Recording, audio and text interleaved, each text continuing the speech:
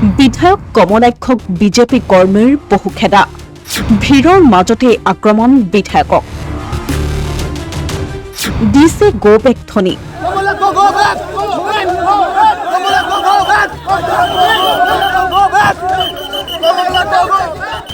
পৰিস্থিতি বিষম দেখি পলায়ন বিধায়কৰ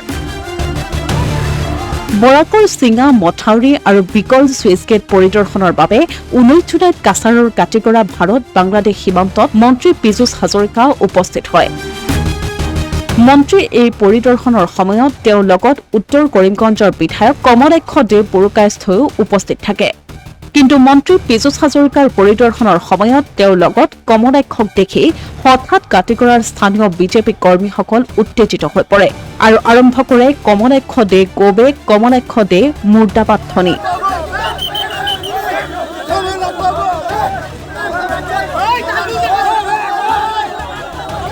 আনকি মন্ত্ৰীৰ সন্মুখতে কাটিগড়া কালাইন মণ্ডল বিজেপিৰ সভাপতি নিত্যগোপাল দাসৰ মুখৰ পৰা ওলাল কমলাক্ষ গোবেক ধ্বনি ঘটনাৰ সময়ত উত্তেজিত বিজেপি কৰ্মীসকলে মন্ত্ৰী পীযুষ হাজৰিকাৰ সন্মুখতে খেদিবলৈ আৰম্ভ কৰে বিধায়ক কমলাক্ষ দে পুৰকাস্থক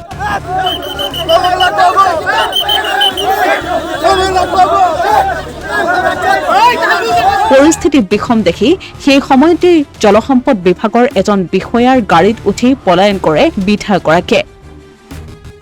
খবৰ অনুসৰি 2026ৰ নিৰ্বাচনত কাছাৰৰ কাটিগড়া বিজেপি প্ৰাৰ্থী হোৱাৰ মন কমলাক্ষৰ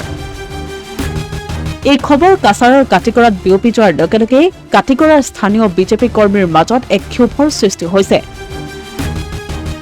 আৰু বিজেপি কৰ্মীৰ এই ক্ষোভ মন্ত্ৰী পীযুষ হাজৰিকাৰ সন্মুখতে বহিঃপ্ৰকাশ ঘটিল আৰু এইদৰেই মন্ত্ৰীৰ সন্মুখতে বিধায়ক কমলাক্ষ দে বৰুকাস্থক পহুখেদা দিলে কাটিগড়াৰ বিজেপি কৰ্মীসকলে